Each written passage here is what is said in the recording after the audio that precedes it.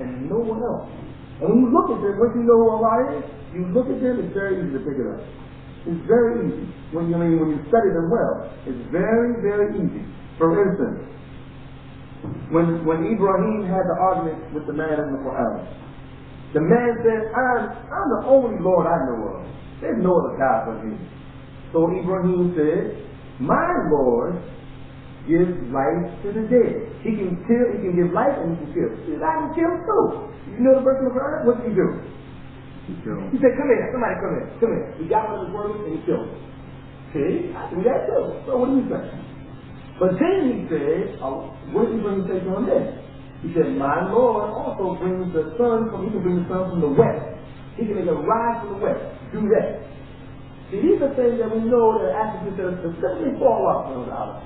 We share with Allah in giving life and cause of death in a limited sense because when we have the intercourse, sexual intercourse, this is a form of giving life. Is it not?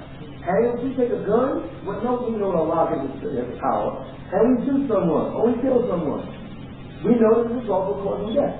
But this specific attribute, that's an attribute of Allah, to be able to cause the sun, which he's going to do, to rise from a point that is to us, the abnormal point where it's supposed to rise.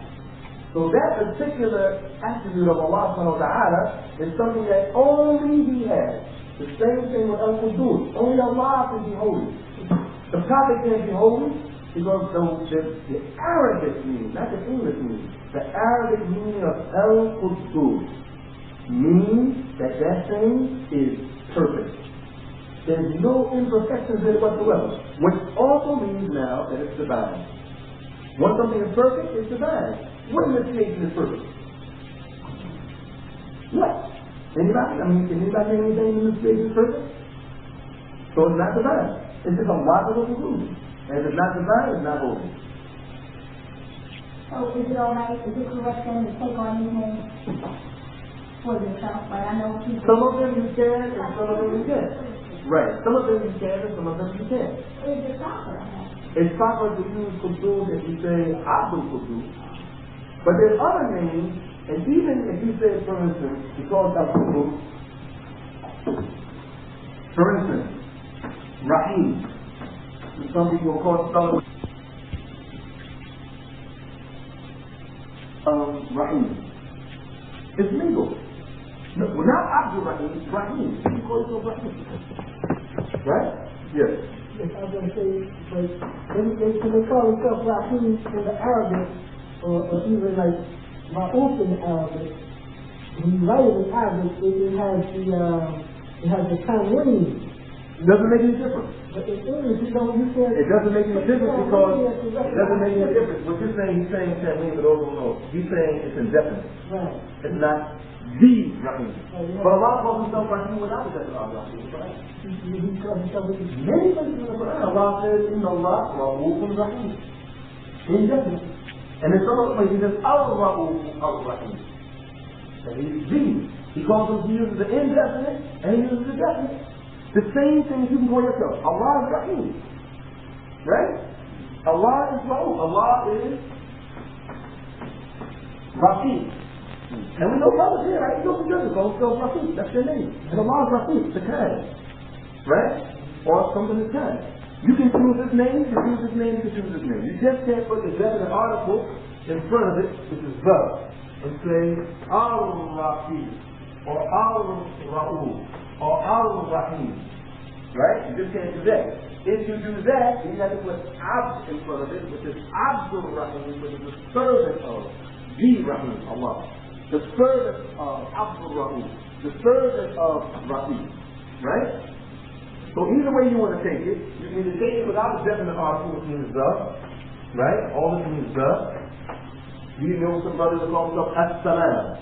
You can't do that. You see? But you can call yourself Salam. It's no problem. But Qudus, you can't do that. Why? Because intrinsically the meaning of Qudus suggests divinity. Rahim doesn't suggest divinity. Because there are many human beings that are merciful. There are many human beings that are kind. There are many human beings who are friendly. But Qudus means divine. No imperfections whatsoever. That is only for Allah. So there's names that we share with Allah, there's attributes that we share with Allah, and there's some that we don't, that are only for Allah. And we share with them only in name, not in degree. Because we say, وَلَمْ يَكُنْ لَهُ كُفُوًا أَحَدٌ, there's nothing equal to him. So though I can be Rahim, Allah calls the Prophet in the Qur'an Ra'uf. He calls him Rahim. He calls Luqman in 30-something chapters of the Qur'an. He wasn't even a prophet. He called him Hakim. Luqman al-Hakim. So why? Just go about talking, right? I mean, you know the story, right? This person from Nubia, from the part of Sudan, got captain of the Quran, is dedicated to him. He calls him Hakim. Yeah, but see here, it doesn't suggest what it suggests when we use Allah. It means that this person is a very, very wise person. You see? So it's permissible to do that. But there's some names you just cannot call yourself. Even you can't even put Abdul in front of it. Can't even say it that way. But it's exclusively for Allah. Allah has the name Zul Jalali wal Ikram. You don't find Muslims taking it. You don't go to Muslim countries to find Muslims doing it. Only we do this in America. You don't find Muslims calling themselves the Abdul Jalali Jalali wal Ikram. You know, Abdul Jalali wal Muluk. You don't find people doing it because Muslims are America. I tell you that. Is that the same way I call it? Is that the same way I call it? No, this is another one. This is another one. That's an example for the system. We can't call ourselves Khaliq, the Creator, because the Creator, this is the intrinsic meaning of Khaliq, some people spell it with one A. Khaliq, the Creator. It doesn't mean that if you took it with doesn't mean how you don't call yourself that. You don't create anything. Creation means that you start with nothing and you make something. You don't create anything. Some of us don't even make anything. Right? But you have a discussion about we create not or not create. No, we don't create, we procreate. Because the meaning of creation means to take nothing and make something. What we do is we are manufacturing. We're creating in a limited sense. We're using materials that were here before you came out of your mother's womb to make something else. You're changing the form of something that was already here to another form. You're not saying be, and it is. That's creation. Creation signifies or indicates origination. That's what it means. When you create, you're the originator. That's why Allah calls himself Badi'u as-samawati wal ard. The originator of the heavens. He's the only one that can do bid'ah. That's what the word means. That's what it means. The only one that has the right to do bid'ah is Allah. It's to introduce something, to bring something into existence that wasn't there before. That's what it means. You don't have the right to do that. You know I don't. Right? What time is it? 27? Okay. Alright.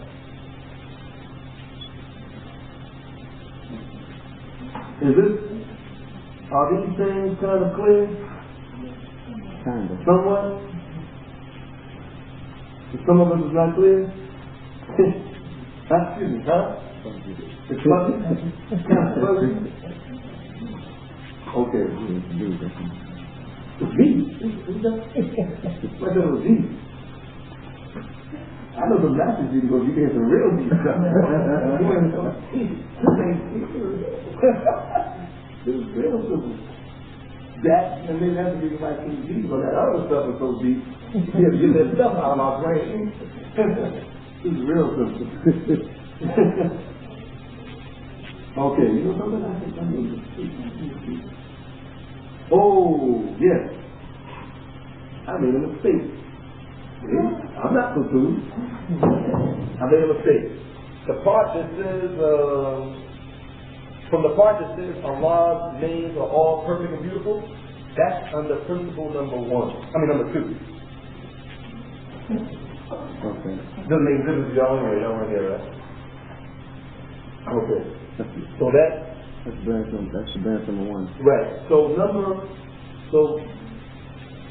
Principle number 1 only has sticking to the text. Alright?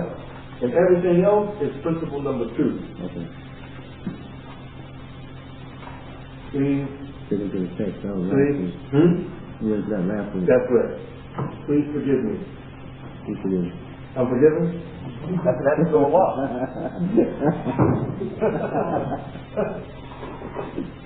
Okay. Third principle. The third principle. Inshallah, after the class, we'll straighten it out, inshallah. The mistakes that I made. I'll clean up for it, inshallah. The third principle. The third principle is what? The third principle is that the attributes, all of the attributes of Allah, all of the attributes of Allah are sublime,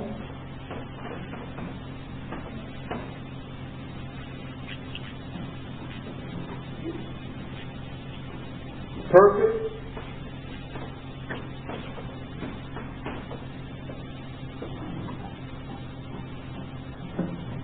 and let me see how would I translate this word.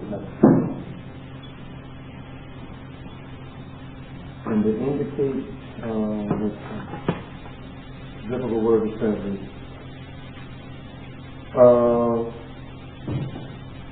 And they praise Him.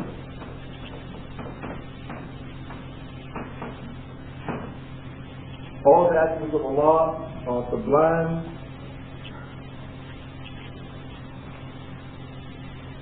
perfect, and they indicate that He is being praised, and they don't have any deficiency or just deficiency. They don't have any imperfection or deficiency. This sounds like one of the other principles, right? No imperfection. No deficiency. It sounds like the other principle. It sounds like one of the other ones, but it's not. And we'll explain it inshallah. What we mean by this is that Allah subhanahu wa ta'ala, for instance, life, knowledge, power, hearing, seeing, wisdom, mercy, transcendency or highness or sublimity, all these lofty, sublime attributes of Allah subhanahu wa ta'ala, as it says in the Qur'an, وَلِلَّهِ الْمَثَلُ الْأَعْلَى, and to Allah belongs the loftiest, most perfect, sublime attributes. Okay? Now, the next thing we want to mention, you have to really think about this one. You have to put on your thinking cookies and khimar on your feet on y'all. Got to really think about this stuff on there. Okay? That is that there are some names of Allah and or attributes that, and I mentioned this earlier, that when they're talking about Allah, they're all perfect, they're all show that they're being praised, they're all sublime. But if you take the same name or the same attribute and connect it to a human being, it's something bad. Simply what we mean is, there are some attributes that we share with Allah and names. If you talk about Allah with that same name or attribute, it's something good.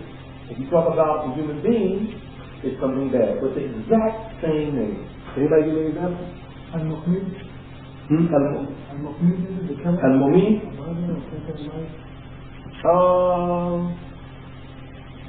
That may be able to be used. But the only difference is that even the name Al-Mumeen is the gift, the causer of death. With us, that can also be good. I'm talking about something that is totally, always, exclusively bad. It's a name of an attribute that Allah has, and it's an attribute that human beings have. But when you're talking about Allah, it's always good. Not only is it good, it's sublime, it's perfect, and it's praised. You're actually praising Allah when you say it. But if you say the same attribute about a human being, it's the opposite. It shows degradation in it. It shows that it's actually an attribute of a human being that is derogatory and degrading. Can anybody give me an example? An attribute that I can have, that you can have, but if you have it, it's a bad thing, but Allah has it as a good thing. Can you give me an example? Anybody? Yeah, looking at you today. Yeah. Yeah. No, Allah doesn't have the name destroyer in that sense. Of the attributes.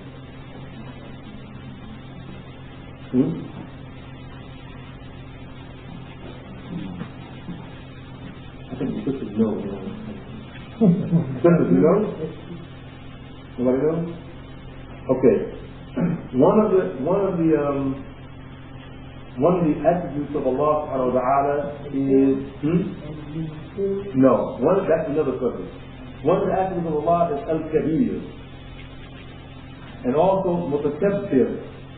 Mutakabbir. Anyone know what Mutakabbir means?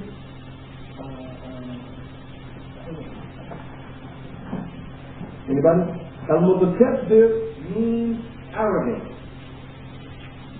Means arrogant. This is the name of Allah. Al-Mutakabbir. Al-Mutakabbir.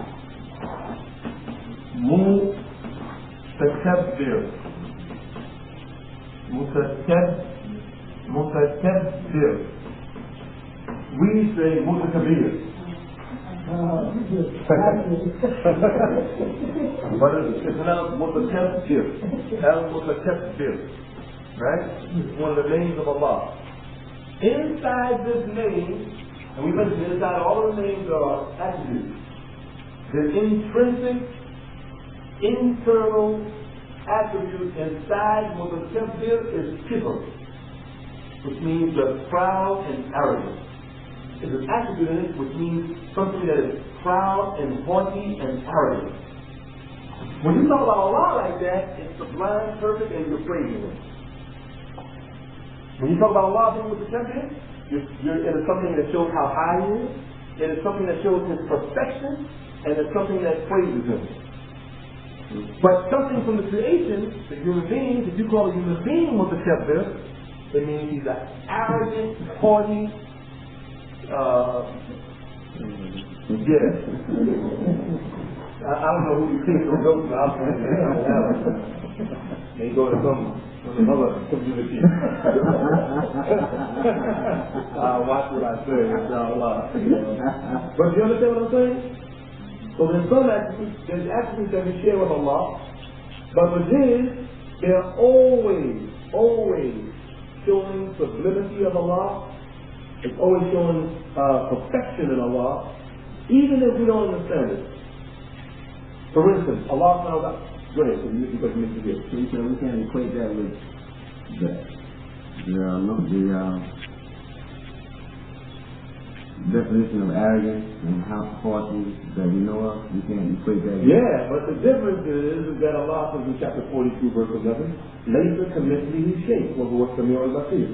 There's nothing like Him. So His arrogance is a praiseworthy thing, because He's the only one that has the right to be arrogant.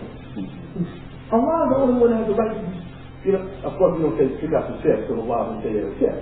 But you're proverbially speaking, the only one that has the right to boast is the one who started this whole thing.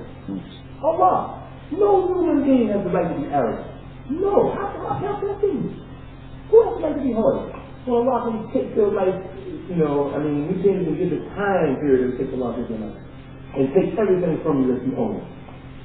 And quicker than a blinking of an eye. How can you, no human being, that's why the Prophet said, you related from Allah in a hadith Qudsi, in the fourth hadith Qudsi, the final hadith. Allah subhanahu wa ta'ala says, pride is my robe, and greatness is my robe, and pride is my cloak. And whoever tries to compete with me in these two things, I'll cast him into the hellfire. Okay? I'll cast him into the hellfire. So this is an attribute of Allah that you are not supposed to. Because when you take it, it shows something bad. When we talk about Allah with it, it shows something sublime, perfect, and you're praising Him. For instance, Allah subhanahu wa ta'ala says in the Qur'an, لا تأخذه سنة ولا نوم. Sleep nor slumber overtakes Him not. Right? And these two negative things that Allah is negating of Himself, that He doesn't sleep, not only does He not sleep, He doesn't have fatigue. That's all I want to understand. Like he's infinitely wise. So he could have just said he doesn't sleep. He's like the 5 percenters. They say, yeah, man, I'm not sleeping, man. I'm going to get some rest. Right? That's, you know they can say, right? I'm going to get rest. I don't sleep, I go rest. But God don't sleep. I'm just going to get some rest. Right. He's going to get some rest.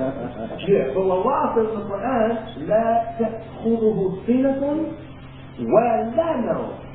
Slumber, fatigue, the prelude to sleep doesn't even overtake Allah. The thing that causes you to sleep doesn't even come over Allah. You see?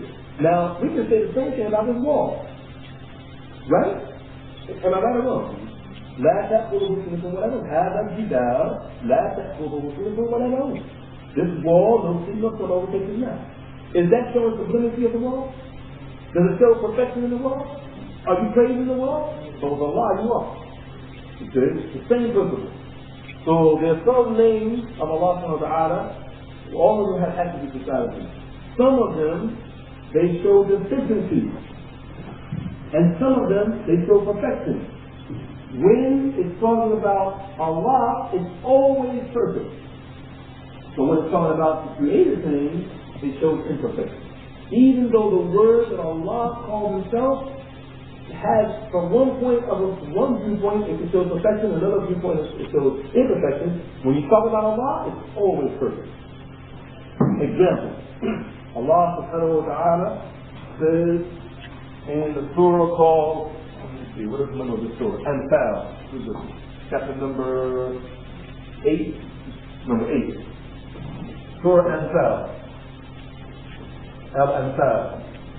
I think it's Surah 8. Surah Anfal, the verse is verse 30. I think that's it. Allah subhanahu wa ta'ala says, yes, it's 8th chapter. The 8th chapter, the 30th verse. Allah subhanahu wa ta'ala says, وَيَمْكُرُونَ وَيَمْكُرُونَ اللَّهُ وَاللَّهُ خَيْرُ الْمَاكِرِينَ.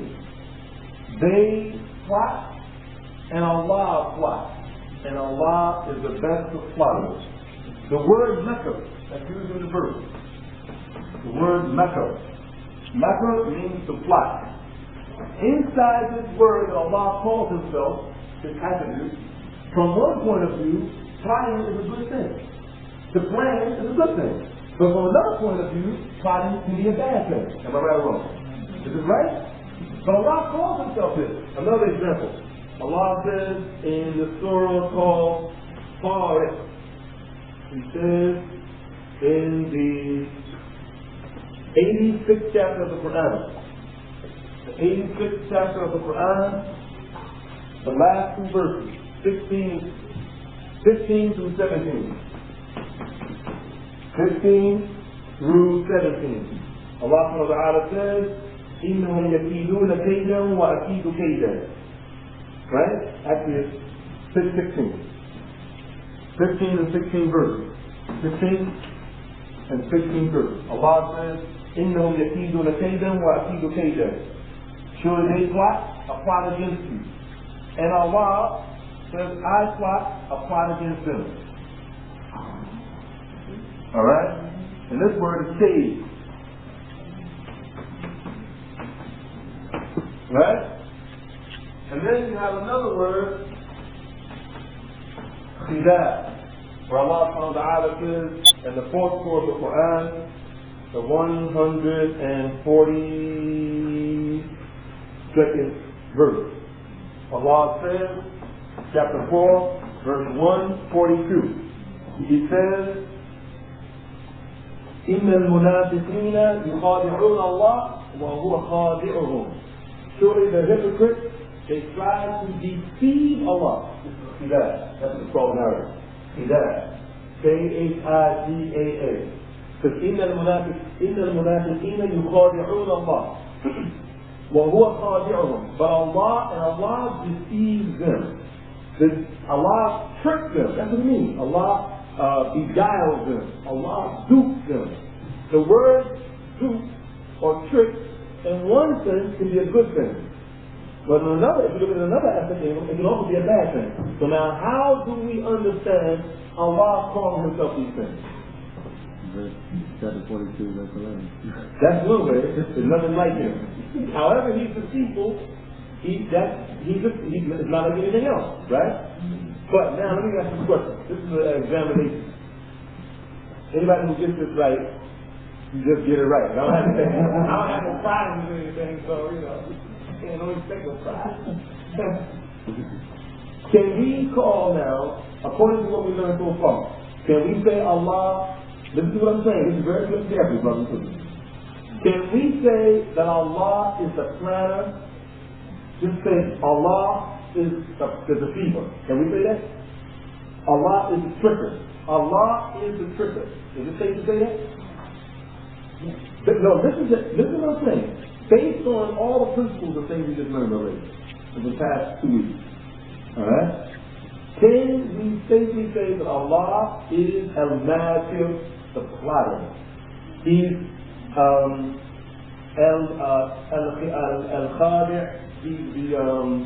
the deceiver, the tricker. Can you call that? No.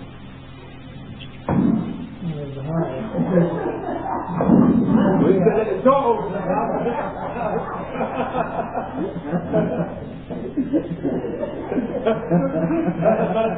That's not a trick. Okay, so in a sense, is Allah described by trickery and deception and plotting? You can't say yes and you can't say no. You know what the key is?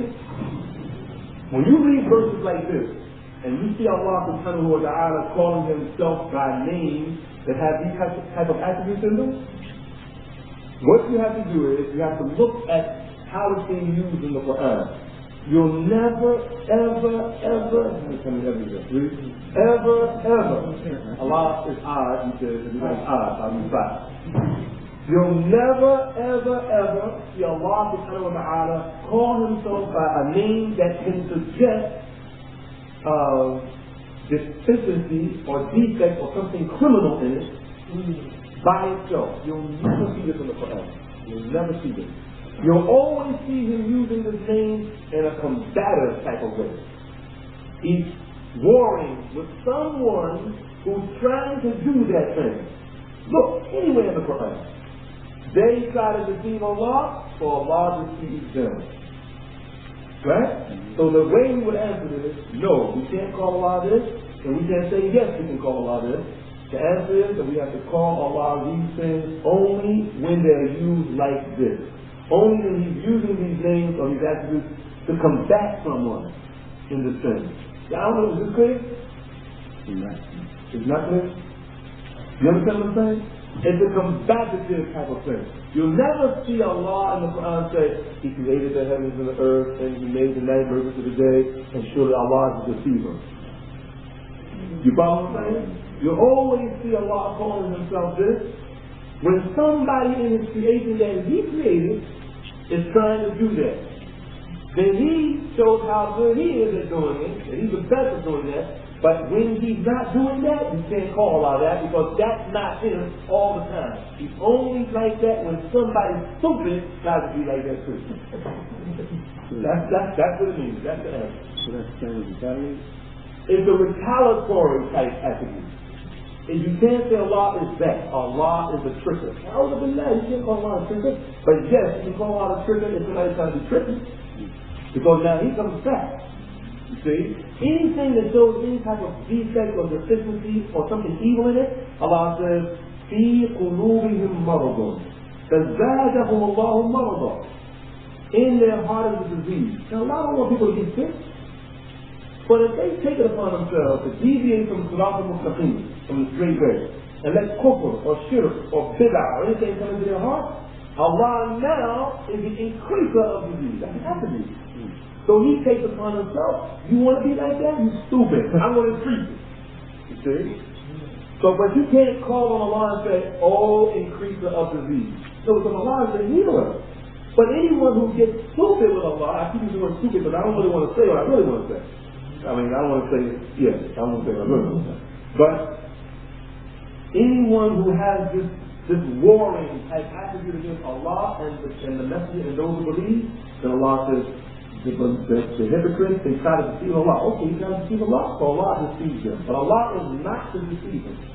He's only the deceiver for those who are justified in being deceived. That's why the Prophet is every single khutbah on Friday, he's actually saying, Alhamdulillah, nahmaduhu wa nasta'inuhu wa nastaghfiruh. He would say, ونعوذ بالله من شرور أنفسنا ومن سيئات أعمالنا من يهده الله فلا مضل له. Whoever Allah guides, no one can lead them astray. وَمَنْ يُضْلِلْ فَلَا هَادِيَ لَهُ. And whoever He causes to go astray, and that's not an attribute of Allah, the one who causes you to go astray, because Allah wants you to be guided. But why does Allah say, whoever He causes to go astray, they're going to guidance? It's because somebody is so stupid that they want to be going, they want to go astray. So when they want to go astray, He makes you even go further. See? It's a responsive type attribute. But you can't call Allah the one who makes people go astray. You can only call Him that when they themselves have this disease in their heart and they want to go astray. And that's our proof. That's one of our proofs that if someone wants to be guided, Allah will guide them. If they don't want to be guided, there's nothing that anyone can do about it. Because Allah now uses the other conditional attribute. When they don't want to be guided, He helps them not be guided and sends them further away. That's what we mean by this. And this is serious. It's from a lot of different aspects, it's very serious. Number one, it teaches us how to look at these verses in the Qur'an. And when you look at these verses in the Qur'an, you'll always notice that Allah subhanahu wa ta'ala, if He ends the verse with a name of Himself, this goes back to the inside structure of the verse. Like you'll see He says, وَهُوَ الْعَلِيُّ الْكَبِيرُ, and He is the high, the great. If you go back to the verse, I guarantee you the verse has something to do with Tawheed or Shirk. I guarantee you. It has something to do with Shirk. Because Allah attaches at the end of verses, when He uses His name, He attaches an appropriate name that has to do with what He mentioned inside the verse. Just look through the Quran. When you go home, you check it out. When you see Him saying, Ar-Rahman Ar-Rahim at the end of the verse, it's something He doesn't be sent down from rain, or He's making the flowers grow. When you look at the verses that talk about people being stupid, right, for instance, He'll say, He's Dhul Intiqam. He's the inflictor of retribution. The verse will always give an indication on why He's giving the name. He uses that name at the end. And then you see some verses where He uses 6 or 7 or 8 or 9 names at the end of the verse. Right? And then at the end, when He talks about how people commit shirk, He'll say, وَسُبْحَانَ اللَّهِ عَمَّا يُشْرِكُونَ. Glory be to Allah from the things that they ascribe to Him. Right? But these are things which Allah, for instance, here's one right in front of you. Allah says, مَا يَفْعَلُ اللَّهُ بِعَذَابِكُمْ إِن شَكَرْتُمْ وَآمَنْتُمْ وَكَانَ اللَّهُ شَاكِرًا عَلِيمًا. What concern has Allah for your punishment if you are thankful for His mercy and believe in Him? Allah will ever, the thankful, the knower. The thankful, the knower.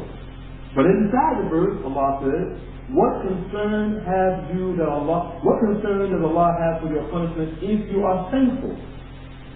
You see? He mentioned an attribute that human beings are supposed to have, then He explains what He is at the end of the verse by saying, He's the most thankful. You see? And He's the knower. The knower of what? The knower that you're either thankful or you're not. Okay? And Allah uses in this interesting, Allah uses in this verse, He says, In shakartum wa amantum. That you are thankful and you believe. Because the linguistic meaning of disbelief means not being thankful. The linguistic meaning, not the religious meaning, the linguistic meaning of kafir. The linguistic meaning of kufr means to be ungrateful, to not be thankful. And the religious meaning means that you are not thankful to the one who created you, that makes you a disbeliever. Because you deny that He's the one that you worship. You're not thankful to the one who should be worshipped. So these names, brothers and sisters, is what time? 42? Okay. These names, when we see these names like this, the deceiver, the punisher, these names, I'm glad I mentioned this. Along with this, there are other names in the Qur'an and in Hadith. And then if you look at the 99 names, and you have a list of those names, the 99 names, I don't see it around. Yeah, right here. You'll notice that some of these names are, they have, if you notice in the Qur'an, you'll see that, and just some dua, the Prophet used to say, that you can't use the names separately. This is a different category. This is always combative or responsive. But there's other names of Allah that you'll see him using another name, they're always back to back. You see? You can't separate, it's illegal Islamically to separate those names. Alright? For instance, Allah calls himself the giver. Now there's another attribute called Abu Wahab. Another name called Abu Wahab. But then there's some other names that Allah calls himself, and they're like dual attributes, dual names or dual attributes. Alright? They're dual attributes. You can't use one without the other. Let me see if I can give an example. One is, to give you an example. No, that's different. One, no, let me see. One is, here we go. Al-Mani and Al-Babu. Alright? Al-Mani means the,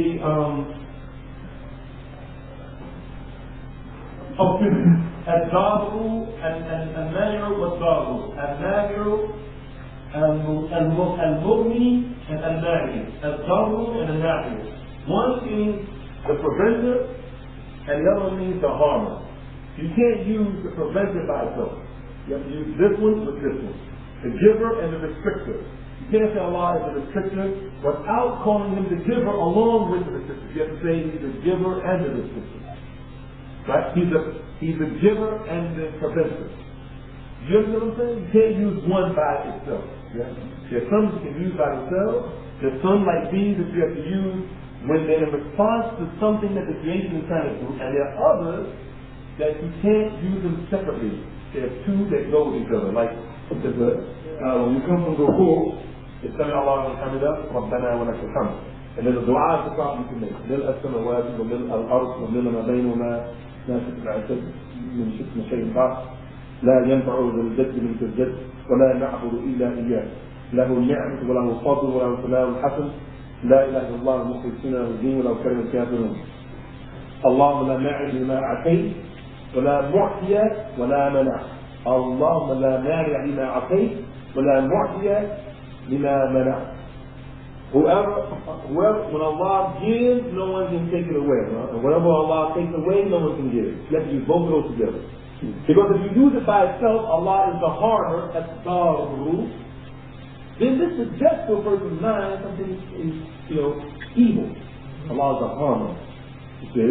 It should always be used in opposition, not opposition, in opposition to the other names.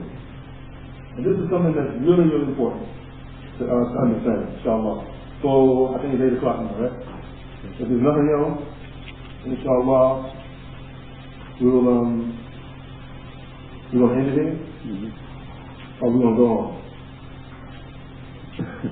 6 to 8, right?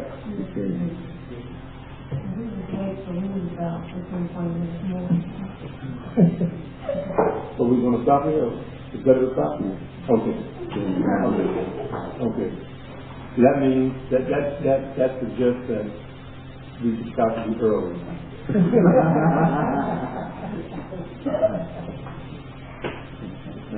All right. No questions? No questions about this?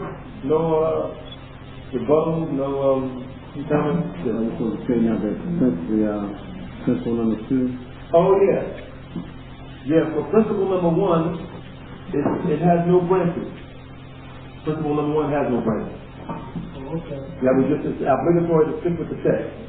Principle number 2 concerning names of Allah is number 1, Allah's names, all of Allah's names are beautiful and perfect. That's the first branch, the first part. The second is that Allah's names are not restricted to a specific number. So that'd be everything you gave us that Right. Over number 2. Third, you can't use rational thinking. And the fourth is that each of Allah's names indicates his essence or his being. and an attribute which is comprised of something that is either transitive or internal. It affects the creation. Some do and some don't.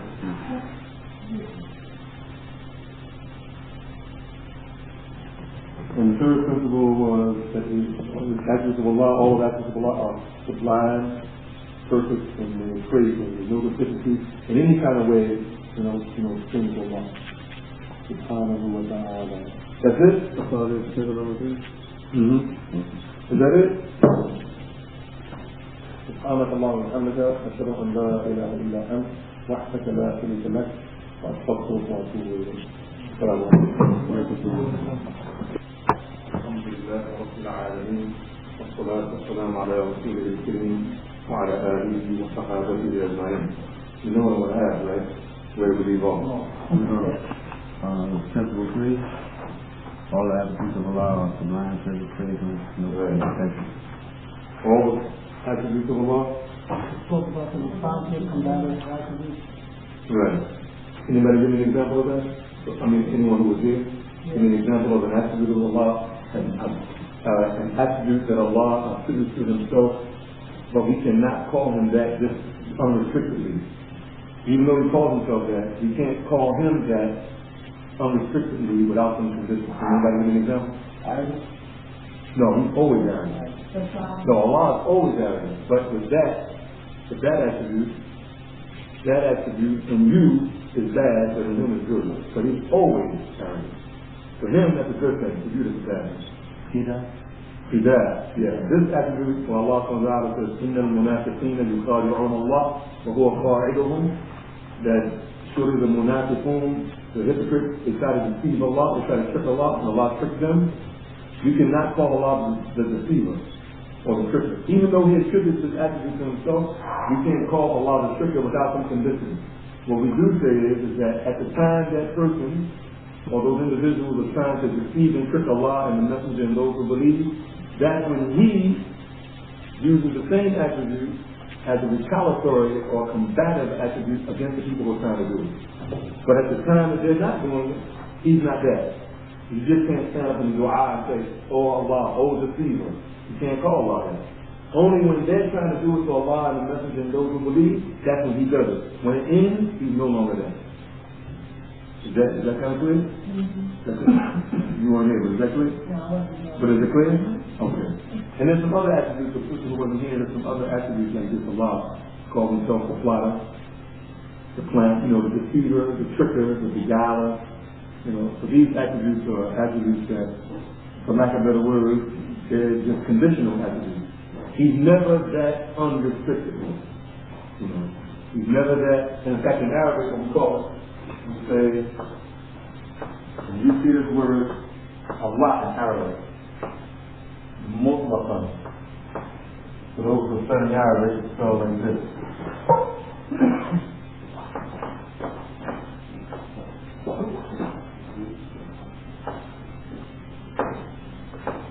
Mutlaqan. This is the line. Mutlaqan. What this means is, mutlaqan means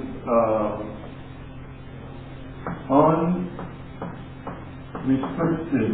Restricted, right? Unrestrictedly. What this means, this terminology is used in Tafsir, Qur'an, Fiqh, Hadith. It's used all through Islamic science. All the Islamic sciences, this terminology is used. Mutlaqan or mutlaq. Right? Unrestrictedly. What it means is that what's the simple way to say it? Unrestrictedly. Unbounded. It means that it has no limitations. In other words, you can't call Allah these names, these attributes that he calls himself, without some restrictive conditions. That's what it means. You can't say Allah is a deceiver mutlaqan, unrestrictedly. There's some conditions to call him that. That's what it means. Unconditionally, you can use that too. Unconditionally kind of is not as close to the meaning of this.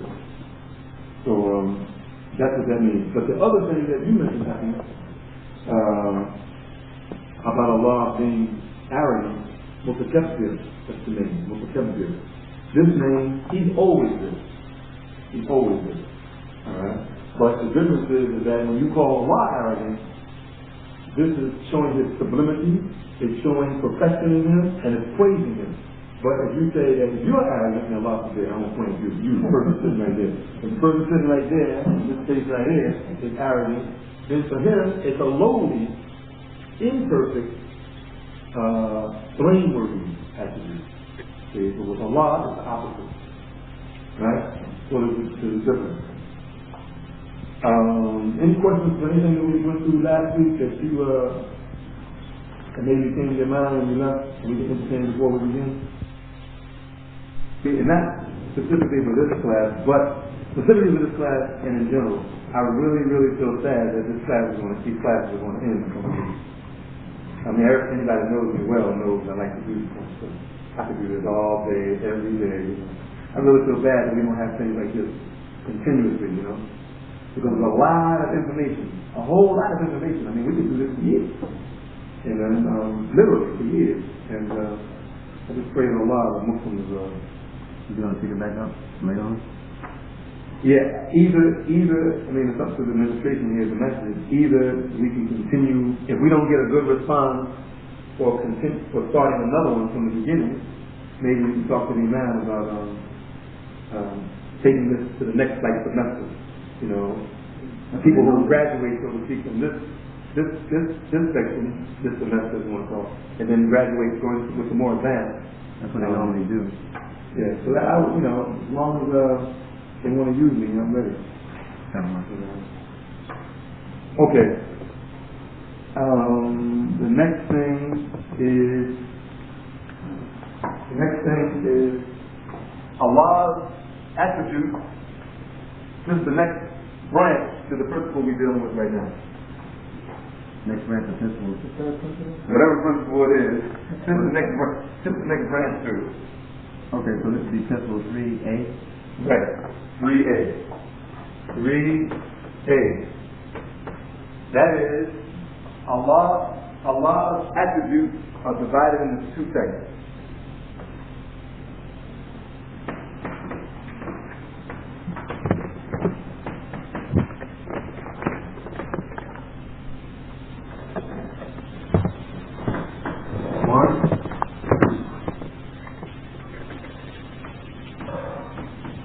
Allah's attributes are divided into two types. They are Tawheed, which are affirmative attributes that he has affirmed, attributes of affirmation. Maybe we'll say affirmation instead of affirmative. Yeah, we can say affirmative. Affirmation. Affirmation.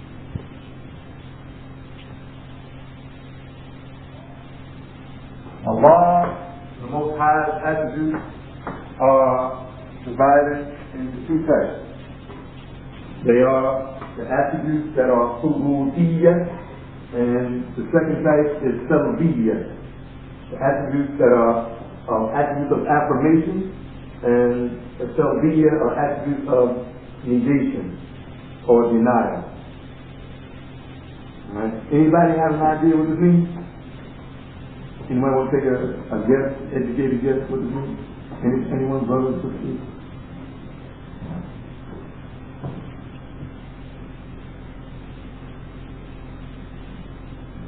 If you can't, go ahead. I just take a guess, I guess on the second one. Salbiyyah. The negation of denial, like Allah is not unjust. That's exactly the example I was going to give you. That's exactly what it means. So we'll just hold it right there. That's Allah. That's exactly what it means. So we'll deal with the first one first. Tawheed, it means all of the attributes in the Qur'an and in the Sunnah Sahihah, the authentic Sunnah of the Prophet sallallahu alaihi wasallam, that Allah or His messengers, in the Qur'an and in the Sunnah, Hadith, says that He is. In other words, they are affirming that He is that. And for those who were absent, we mentioned that those 99 so-called attributes are not 99 attributes, they're 99 names. We're talking about attributes. the attributes of Allah, and of course every name has an attribute in it, so everything that Allah says simply means everything that Allah, the Prophet says that Allah is. Not only does it fall in the category of affirmation, we have to affirm what Allah and His Prophet has affirmed about Allah. It's wajib, if you follow the Hadith school. It's obligatory, it's wajib, it's obligatory, absolutely imperative. Whatever Allah says He is, we have to believe that He is. Alright? Without takyeef, without tahrif, without tamthil, and without ta'til. And we gave these definitions before. And once again, for those who are not here, who weren't here before, inshallah, they can review the tape, or review the notes and the tape for people who were here. Alright? So, for instance, Allah subhanahu wa ta'ala has affirmed in the Qur'an that He has life. Right? Allah subhanahu wa ta'ala has life. He also has affirmed in the Qur'an, and also the Prophet has affirmed, alayhi salam, that Allah has power.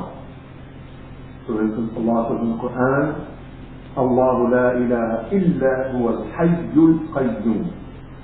Allah, there is no deity worthy of worship, there is no ilah worthy of worship except Him, and He is al-hayyu, and He is al-qayyum. He is the ever-living, which means He has to have life. So we know automatically that Allah is not dead, because He said He's alive. Alright? And even though from the branch of the principle we just learned this last week, that even though He does have life, with us, life indicates death. So with Allah, life indicates eternal, the eternal nature of life. Alright? So we have to remember that. So Allah says that He is al-hayy. He is al-hayy, the living.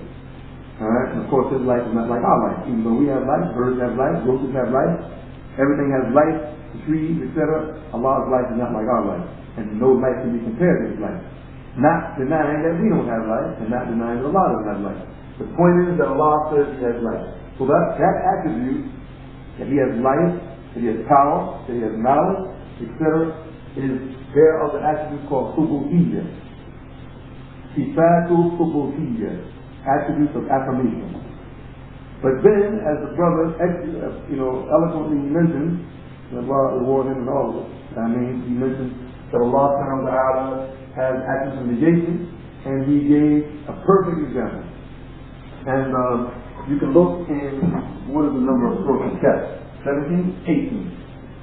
Surah Al-Kahf, verse 49. At the very end of that chapter, at the very end of that ayah, that verse, Allah subhanahu wa ta'ala, He says, وَوُضِعَ الْكِتَابُ فَتَرَى الْمُجْرِمِينَ مُشْفِقِينَ مِمَّا فِيهِ وَيَقُولُونَ يَا لَيْتَنَا مَا لِهَذَا الْكِتَابِ لَا يُغَادِرُ صَغِيرَةً وَلَا كَبِيرَةً إِلَّا أَحْصَاهَا وَوَجَدُوا مَا عَمِلُوا حَاضِرًا وَلَا يَظْلِمُ رَبُّكَ أَحَدًا. And the book is placed, and you see the guilty fearful of that which is therein. And they'll say, what kind of book is this that leaves not a small thing nor a great thing but has counted it? And we know that the book here means what? Okay. No. You know what the book means here? Listen again. The book of your deeds. Right. It says, what kind of book is this that leaves not a small thing or a great thing but has counted it? And they'll find all they did confirming. Father went on and we got it. And they found all that they did confirming it. وَلَا يَظْلِمُ رَبُّكَ أَحَدًا. Your Lord to anyone or anything is never unjust. Never. So that means the difference between the subuhiyyah and the salbiyyah. That's salbiyyah. So Allah is negating the fact that He's unjust. The difference between, one of the main differences between the attributes that are subuhi and the attributes that are salbi is that with the subuhiyyah one, we have to believe that He's that. With the salbiyyah one, there's two aspects. Number one, we have to believe that He's not that, because He said He's not, and the Prophet said He's not. And number two, we have to reverse the fact that if He's not that, He's the opposite of that. See, that's mandatory in this belief. See, the first one, we don't do that. In other words, if Allah says He is something, we don't switch it around and say He's not, with that type of attribute. But with the negative one, with the ones of the actions of denial, when He says He's not that, automatically we have to believe that He is the opposite of that, and He's not that. So this means that if a person, if a mother, has been trying to have, her husband is trying to have children, and she gets pregnant, she loses the baby. She gets pregnant again next year, she loses the baby. She gets pregnant again the next year, she loses the baby. She gets pregnant again the next year, she loses the baby. Then finally Allah subhanahu wa ta'ala gives her a child, beautiful baby. And they ride down the street in the car, going to the masjid and have an accident, the baby dies. And she screams out, this is not fair. This is unjust. Why you do this to me, Allah? This is unjust. This is, of course, it's an emotional state, but this is a violation of the belief of these attributes. Because Allah is never unjust. What He does is always good. Relative to human beings is bad to us, or evil, or haram, or sinful. But relative to Allah, in His infinite wisdom, why He does it, there's no tyranny, there's no unfairness, there's no chauvinism. You brothers can have more than one wife. It's not fair. That's unjust. No, it's just. وَلَا يَظْلِمُ رَبُّكَ أَحَدًا. Allah is never unjust. See? So this is an example of what the brother just mentioned. Another example is in chapter 2, verse 255. Right? Where Allah subhanahu wa ta'ala says in the same verse that we mentioned, there is no deity worthy of worship except Him. He is alive, the ever eternal, the self-sufficient, Then He says, لَا تَأْخُذُهُ سِنَةٌ وَلَا نَوْمٌ. Ayatul Kursi. لَا تَأْخُذُهُ سِنَةٌ وَلَا نَوْمٌ. I think we mentioned this before, right? Not this part of the verse? No? Allah in this verse, He says, sleep nor slumber overtakes Him not. In actuality, it's the reverse. It says slumber or sleep overtakes Him not. لَا تَأْخُذُهُ سِنَةٌ. Allah uses the word sinah, and He uses the word naum. We know this word, and we've heard it before, even though we may not know what it means. But the mu'azzin in Fajr prayer, he says, as-salatu khayrun min an-nawm. Prayer is better than sleep. This means sleep. Right? But sinah comes from the word, it doesn't come from the word, it means nu'ad. Nu'ad. It means like to doze off like this. To become fatigued and, you do this. Like you dozing off.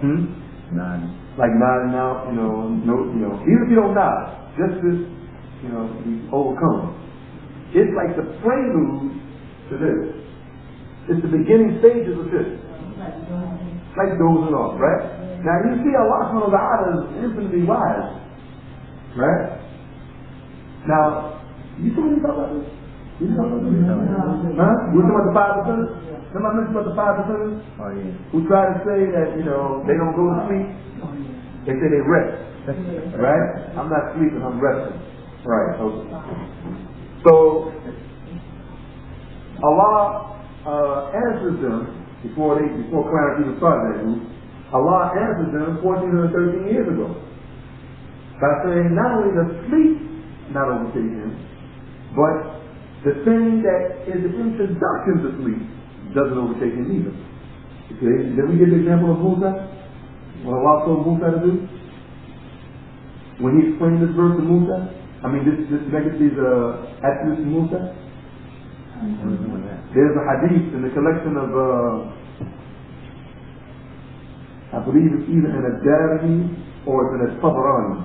One of those, either Adib or Tabarani, authentic hadith, that Allah subhanahu wa ta'ala was explaining to Musa alayhi salam this particular attribute of salviyya, that he doesn't sleep and that slumber doesn't overtake him, or dozing off doesn't overtake him, right? Doesn't never overpower him.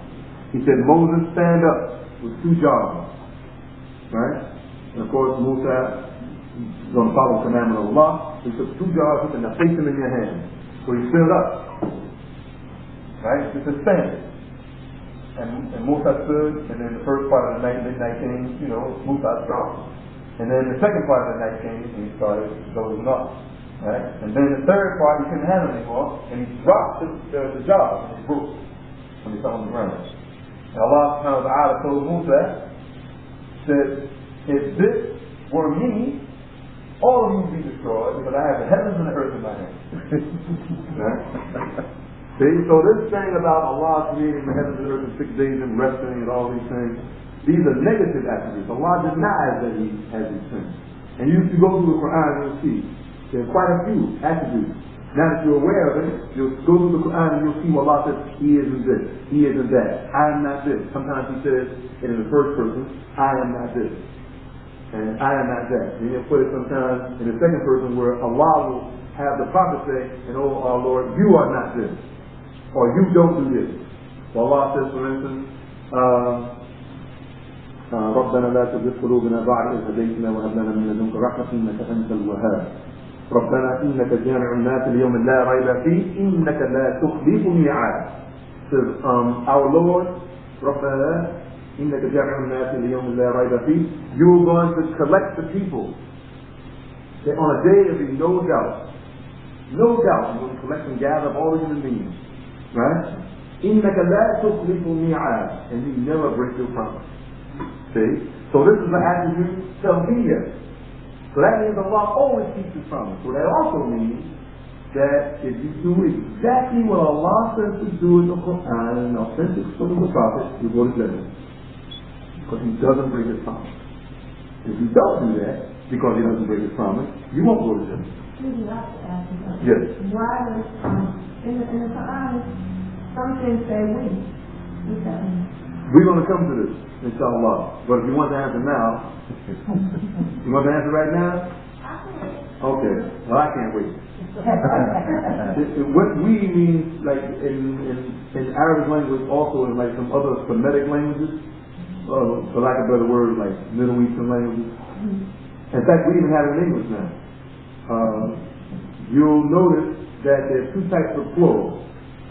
All right? You have the plural of numbers, and you have the plural that's used for a term of respect and honor to show the greatness of something. All right. So if you say we are going fishing, it means something plural. But if you say if you say we, as Allah says, and surely we created human beings. Right? Here we already know Allah is Ahad. It doesn't, because we have to go to other verses in the Quran. قُلْ هُوَ اللَّهُ أَحَدٌ. So just based on that alone, and because our principles tell us to stick to the text, we know that we have to mean something else. So it can't mean more than one, right? Here, when it shows the greatness of Allah, it shows the greatness of Allah. And it's just a figure, it's a terminology that's used in almost all Semitic languages. And we created the human being. Not that Allah has help, Allah doesn't need help, but this is called the we of royalty. That's what it's called. The we of honor and respect. You'll see the President of the United States standing in front of the people, giving the state address, and he'll say, "We, the President of the United States of America." You see this a lot. The Imam will give a khutbah. What we will talk about today is, right? There's only one person standing in front of us. We, the Queen of England, say today, right? There's only one woman. So it's that we is just a literary expression to show the greatness of the office of that individual. It's called the we of royalty, or the we of honor and respect. But it's not the we of numbers. So there's other places in the Quran, but this, the one once again that the brother gave, is a very good example. And then you can look for yourself. When you go through the Quran now, when you go through the hadith of the Prophet ﷺ, you'll see these attributes being used. Any questions about this before we go to the next part? Nothing? Okay. Now, out of the attributes of Allah Azza wa Jalla, the mighty and sublime, out of the attributes that Allah has that are Subuhiyyah, these are divided into two types themselves. Alright? 1 and 2. The ones that are Zatiyya and Fi'liyya. You have those of Zatiyya which deal with the being or the essence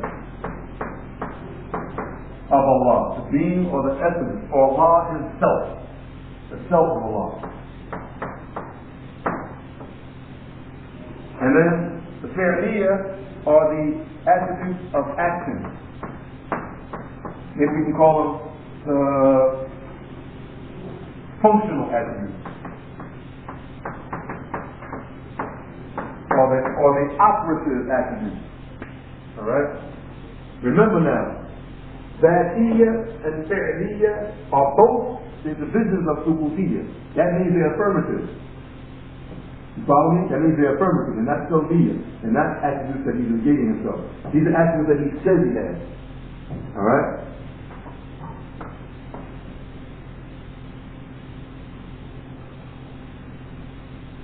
Now, the first one, the attributes that are Thubutiyya, Zatiyya, they are the affirmative attributes. Allah or the Prophet alayhi salam has affirmed them, and they are dealing with his being, or his essence, or himself. Alright? Anyone have an idea what this means? The attributes that deal with it, there's a word that comes to my mind, but maybe I could use it, but I don't want to get real philosophical, you know.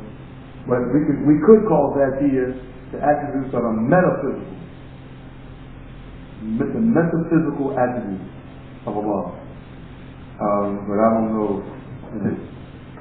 I guess I won't get in trouble if I use it. But actually, the being of Allah. And actually, the actual person of Allah. That's what it means. The personage of Allah. You see? And when you say person, people say, "Oh my, you can't do that because Allah's not." Yeah, but in a spiritual sense, yes, he is. He has a personage. That's what we mean. He has a being. Okay. What this means? This one, the first one, Zatiyya.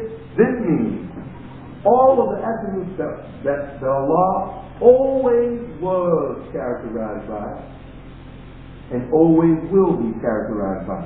I repeat, these are the Zatiyya. These are the ones that Allah has always been characterized by. Always. Whether there was anybody around to characterize him by them or not.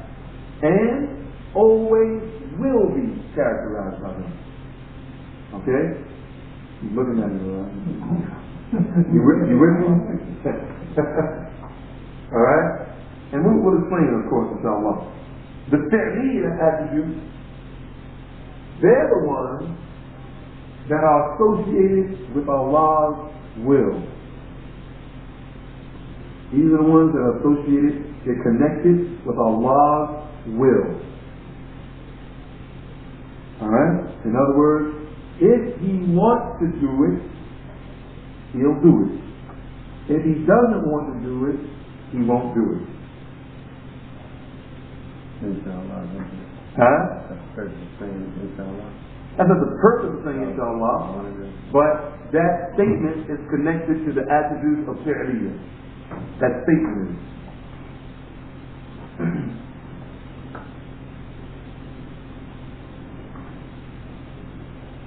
Alright?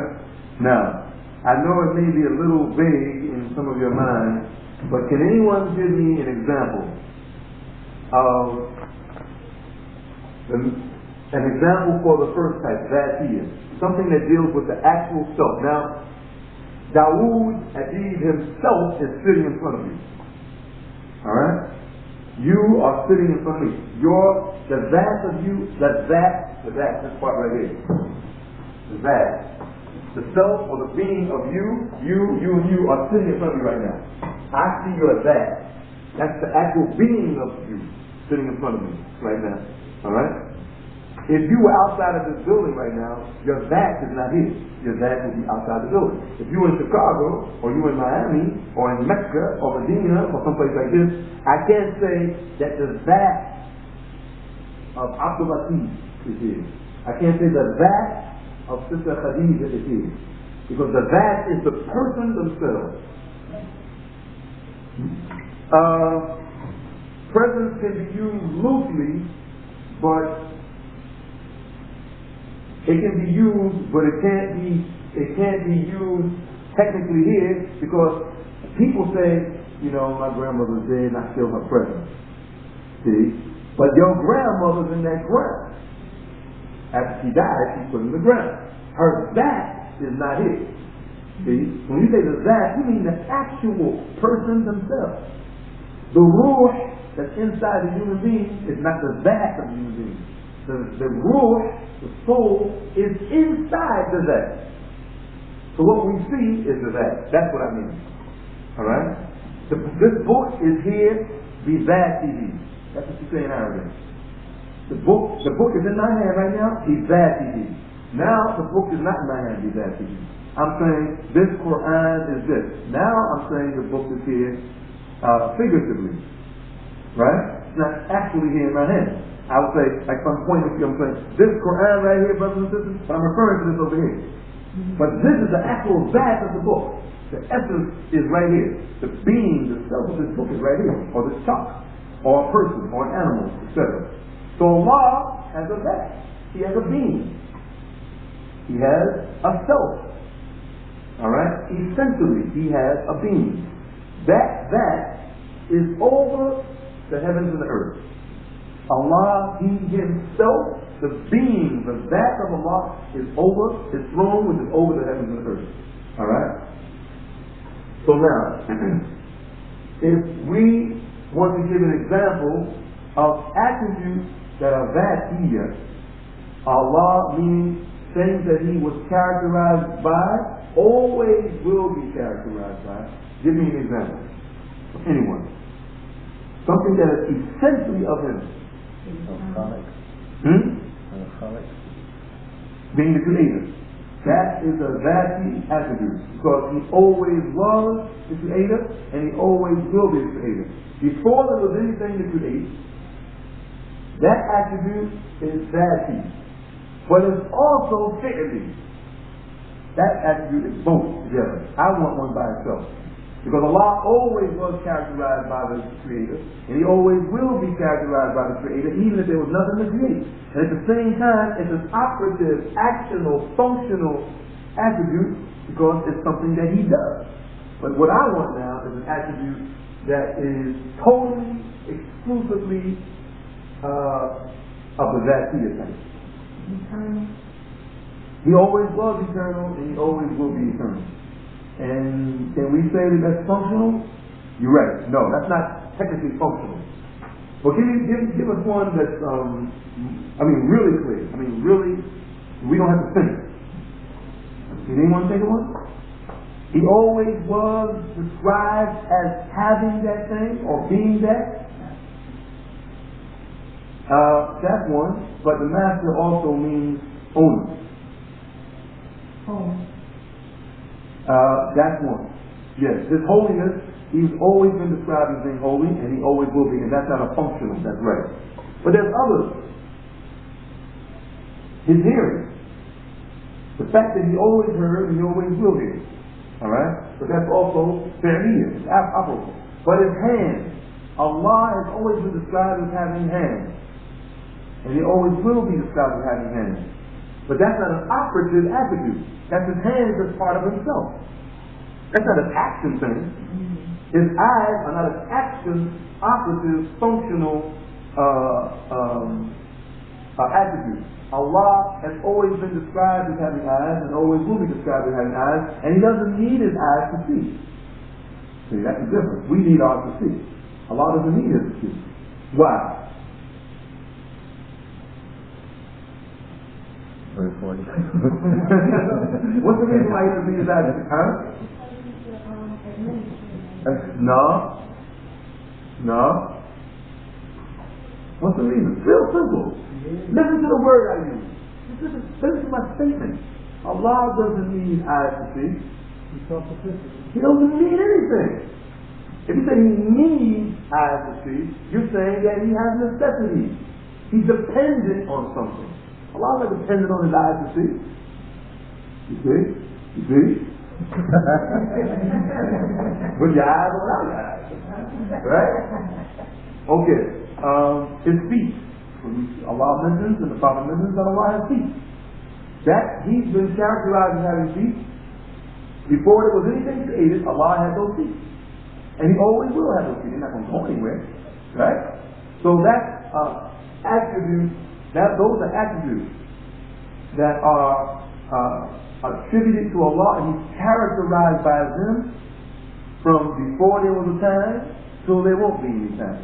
Alright?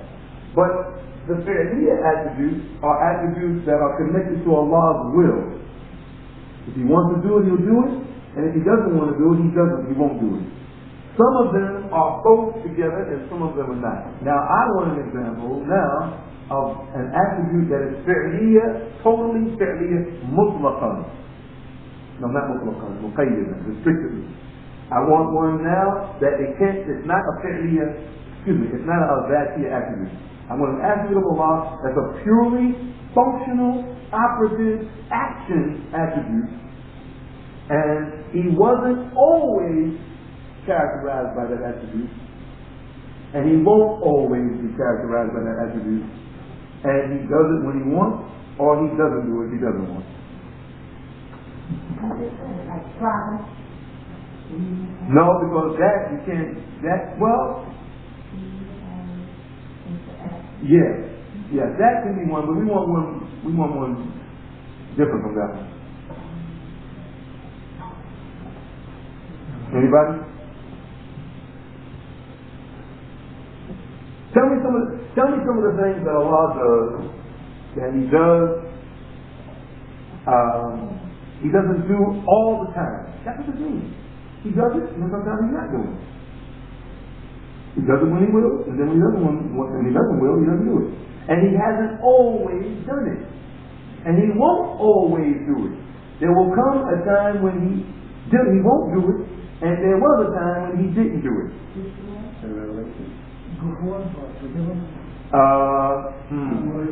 Walaikum salam wa rahmatullah. What, you want to say that? How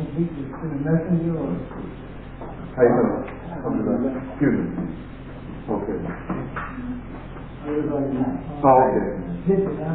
Yeah, no, I'm getting it. I'm learning from them. Believe it or not. I'm learning from them. I'm learning from them. Believe me, brother. Wallahi, I tell people all the time, I'm doing this for selfish reasons. Really, because I'm the one that benefits. The more you teach, the more you learn, brother. Believe me. Because I'm thinking of stuff that I didn't say in the class before. Some things I'm saying now, it just comes in my head to say now that I didn't say in other places. Just from the Bible. Allah ascending his throne.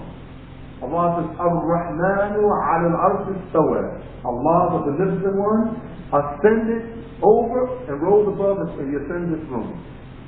This is purely fi'liya. It's nothing to do with that either. Alright? Why is Allah ascending over the throne? Purely fi'liya. Remember what the meaning of fi'liya is. The attributes that are connected or associated to his will. If he wants to do it, he'll do it. If he doesn't want to do it, he won't do it. He wasn't always described or characterized as doing it, and he won't always will do.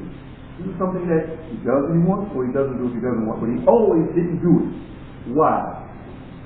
Allah coming his descension. Allah descending his throne is the third part of every night. Why isn't this attribute like the Dhatiya attribute? Always was and always will be. Why? Allah ascending the throne and you say, think it. I say it again. Put on your thinking kufis and your thinking khimar. Tell me why. He does that certain times. That's not the reason though. Because he comes down to check on his believers, see what they want to answer the prayer. No. No. Because he's not going to This is why. He won't have a reason to. Come on, why? Keep going. He's not going to come down Why though? Why? And the same answer that you're about to give, inshallah, Allah, Allah teach you in knowledge and memory. And the same answer you get ready to give, if you just take it back to why he never did this, before it was, I'm trying to give you the answer. What's the reason? She's like, here's the answer right here, and she's right here. You hit it right on the head when you say the day of resurrection. But you real close. Can anybody grasp what she's getting close to? Yeah, that lost me a little bit, but she was coming out because what's the reason? It wouldn't be necessary for him to come down after he took her off. No, listen, I'm going to say it one more time. I'm going to say, huh? No, he doesn't come down to forgive. Don't say that. And also, don't say that Allah comes down to check. Because Allah doesn't have to come down to check. Alright?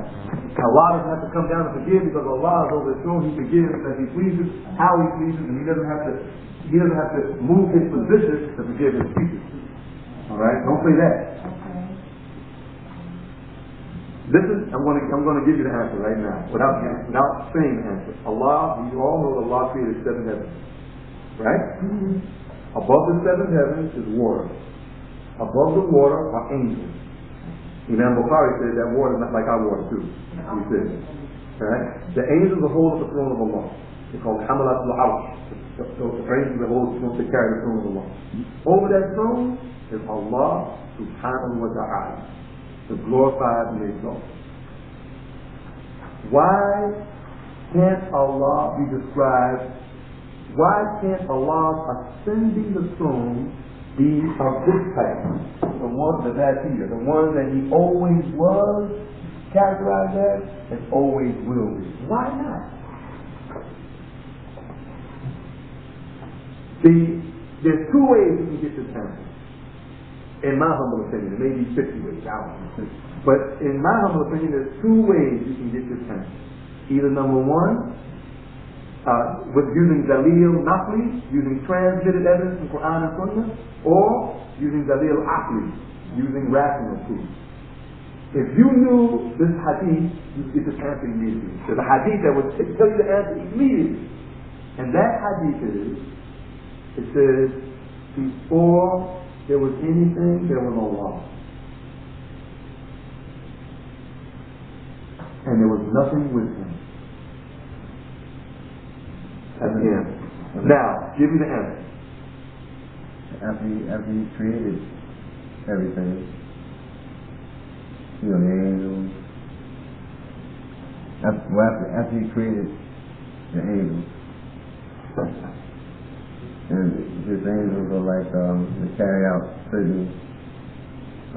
He's getting away from it. What is the key subject I'm talking about? When you're talking about Allah ascending His throne, what is the subject in this sentence? Don't ask him. No. What are we talking about? It's something I'm talking about that Allah is ascending.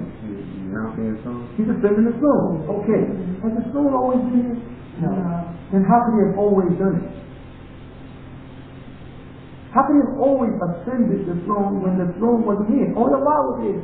There was nothing here but Allah in its existence, right? In order for Allah to be characterized as always doing something, He always will, the thing that He's always doing had to have been there too. You see? How can He have always be ascending His throne if there wasn't any throne? The throne is created. And what the sister was saying, she was getting real close, Allah is going to destroy everything, including the throne. Including the throne. Alright? Allah is going to destroy the heavens and the earth, the dunya, everything. So now as it's going to be destroyed, how is He going to ascend it? Isn't the throne a part of creation? That means His distinction also is something that He always wasn't characterized as doing, and He always won't be characterized as doing. This is fi'liyah. It's associated with His will, something that if He wants to do it, He'll do it, and something that if He doesn't want to do it, He won't do it. Like Allah subhanahu wa ta'ala says in Surah Al-Fajr. Right? He says, وَجَاءَ رَبُّكَ وَالْمَلَكُ صَفًّا صَفًّا. And your Lord will come with the angels, rank upon rank. Your Lord will come. Is this ذاتية or فعلية? No. ذاتية or فعلية? How is it ذاتية? Allah's coming. That's part of his essence? His coming? No, but in order to come, he has to be here. Yeah, but is that part of his operational attribute? No. And it's not that deep. It's not that deep. It's fi'liyah. It's something that Allah hasn't always been characterized as coming. And he always won't be characterized as coming. No, this coming means this rain. Rain. He comes when he wants to, and if he doesn't want to come, he's not going to come. Alright? But he hasn't always been characterized as coming. Right? I don't know if this is clear. It's not clear. Huh? Everybody's looking. It's not clear? Who doesn't understand? Raise your hand, whoever doesn't understand. I mean, totally. You don't understand? Not totally. You understand totally? Not totally. You don't either? You understand? You think you do? Alright, I'm going back to myself again. To my that. Right now, the that of Dawud is sitting in this chair. And I'm not trying to compare myself to Allah. Alright, let me clear it right now. The that of Dawud, I'll try to be perfectly still. Just make me my mouth not moving. The that of Allah, the that of Dawud, the being of Dawud, the essence of Dawud is sitting in this chair. Let's imagine that I'm not talking and my eyes are not moving. Alright? The that of Dawud is not action. There's nothing moving on me. Right? My arm is not moving, my eyes are not moving, etc. The that of me is just what you see. That's not an operational, functional attribute of me. That's me. But now if I pick up this pen or this chalk, that's a functional attribute. I lifted the chalk. I lifted it because I wanted to. And if I didn't want to lift it, I won't. Can human beings be characterized, always have been and always will be characterized as having a nose? We're talking about normal human beings that come out of their mother's womb that are born with all the things that human beings are normally born with. Is an attribute of a human being the nose of an attribute? Is that here or fi'liyah? This will let me know if you know what I'm talking about. It's that here, it's not fi'liyah. Your nose is not running around the street somewhere. You understand? Do you really understand what I'm saying now? Alright? The lips are zati attributes of human beings. Human beings have always been and always will be characterized by having lips, by having a heart, by having sexual organs, by having arms, by having hair, etc. But the attributes that are related to our actions are kindness, arrogance, cheerfulness, benevolence. If we want to do it, we'll do it. If we don't want to do it, we won't do it. You see? And even when we die, we're laying on the table for our bodies to be washed, those attributes of that here are still with us, but the other ones are not. Where did the other ones go? They go back to Allah. To be questioned. See? The Fa'liyah attributes go back to Allah. What's your evidence? The evidence? The evidence. You're absolutely right. The evidence the Prophet ﷺ said, Salat, it says, there's three things follow the dead. Yatba'u mayyit salat. Three things follow the dead. His loved one's family, his money, his property, and his deeds. Two return, فَيَرْجِعُ إِثْنَانِ وَيَبْقَى وَاحِدٌ, and one remains. All the things that are part of the essence of the human being, that stops at the grave. But the things of his action goes on. Now you see the difference between the that and the action? The person themselves and the actions of the person? The same or similar with Allah. Allah has the essential personal metaphysical attributes, his eyes, his face, his hands, his scent. Allah, the Prophet also says Allah has a scent. Alright? His feet, his fingers. Those are with Allah. Allah doesn't go, Allah's fingers don't come out and touch you on your head. It's not operative like that, you see. But He sees you, and He always will see you. He hears you, and He always will hear you, and He sees and hears everything, even when there's nothing to see or there isn't any sound. He always did this. He always has the attribute. That's what I'm saying. That He always has this attribute, and He always will. Now, sometimes you find attributes that are both. And you mentioned, some of you have mentioned some of them that are both together. One is speech. Al-Kalam. Allah has the attribute of the one who speaks. He always had that attribute. He always be characterized as one who speaks. He always will be characterized as one who speaks. And it is a functional attribute because speaking is functional.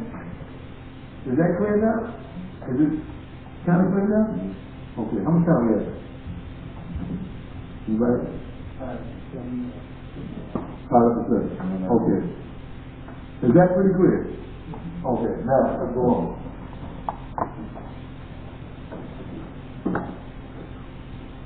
Huh? You okay?